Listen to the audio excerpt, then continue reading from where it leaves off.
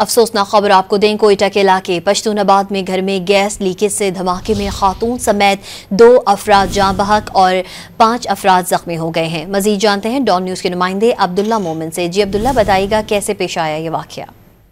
جی بالکل، یہ پشتوناباد کا علاقہ ہے جہاں پہ گیس لیکیج کے باعث رات گیس سحری کے وقت کے جیسی خواتین امور خانہ داری میں مصروف ہوئی تو جیسی آگ جلایا تو گیس لیکیج کے باعث ایک کمرے میں آگ بڑک اٹھی، جس کے نتیجے میں کمرہ شدید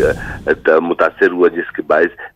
کمرے میں موجود ایک خاتون سمیت 2 افراد جاں بحق جبکہ 5 زخمیوں کو فوری طور پر سول ہاسپٹل منتقل کر دیا گیا، جن میں سے ایک کی حالت اس وقت بھی تشویشناک بتائی جا رہی ہے، جنہیں طبی امداد دی جا رہی ہے، جبکہ جاں بحق ہونے والے افراد کی لاشوں کو ضروری کارروائی کے بعد ورثاء کے حوالے کیا گیا۔ پولیس ذرائع کے مطابق خواتین رات کے 3 بجے